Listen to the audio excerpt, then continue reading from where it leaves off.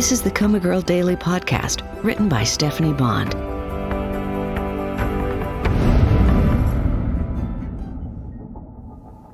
November 21st, Monday. 22,206.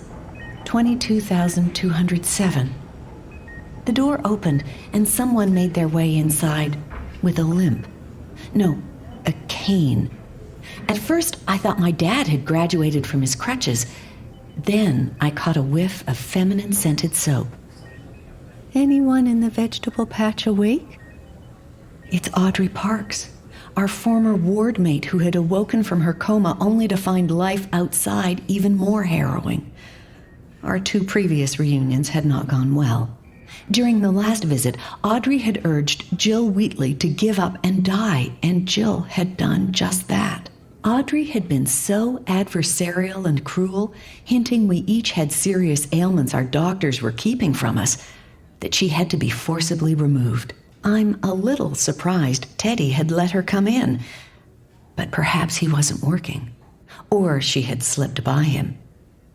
"We have a newbie, I see," Audrey said, walking to stand between my bed and Chandra's.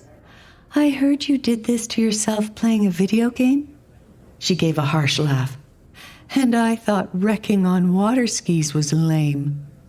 Gosh, Audrey, give the girl a break. If she's semi-aware, she probably hasn't yet grasped the gravity of her situation. She limped to the other side of the room. "And Karen, you're still lying there curled up like an animal. Even if you woke up, they'd have to break your bones to straighten you out." What? You couldn't find disabled kittens to kick across the room? And Marigold, or should I call you Coma Girl, our own little celebrity vegetable, like a Muppet.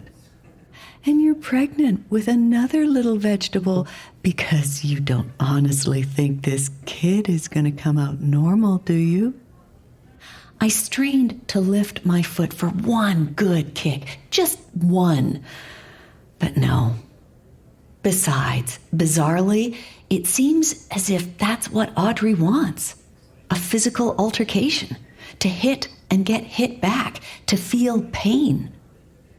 Well, not that I think any of you turnips are getting out of here, Audrey said.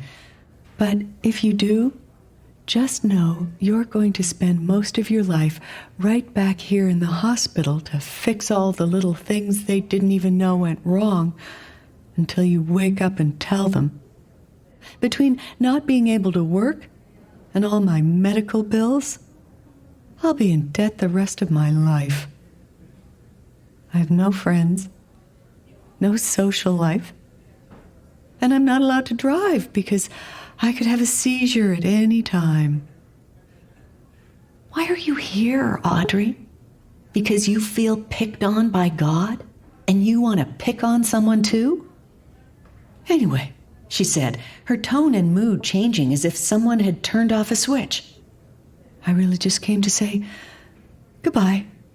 Okay, that was odd. Maybe she's on medication. She dragged the chair across the room to the little used bathroom.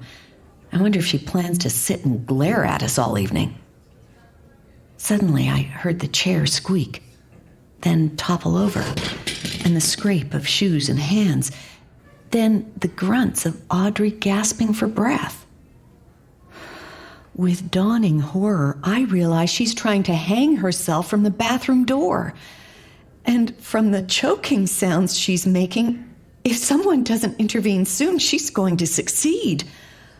I try to rally my resources to move or scream or anything I can do to raise an alarm, but my mind is racing, distracted by the noise of the gruesome scene playing out mere feet away, and I'm paralyzed.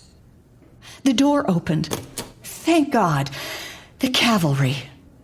There were 3 empty parking places next to the elevator, my dad said, stumping in on his crutches. 3. Lazy people park next to the elevator, my mom said, and lazy people ding other people's cars. Carrie, for God's sake, sooner or later your car's gonna get dinged. Well, it won't be today. It wasn't until they'd both fallen into a sullen silence that the throes of death noises could be heard. What the? My mother screamed as if her hair was on fire, then ran back to the hall. My dad stumped over and, from what I could tell, held Audrey up with his crutches until help arrived to cut her down. So, my dad finally gets to be a hero, and Audrey will live to hate another day. But I'm horrified that this far along into my recovery, I couldn't rouse myself from my deep sleep even when another person's life was in imminent danger an arm's length away. And if a life or death crisis won't jar my body out of its fugue state, then I'm afraid nothing will.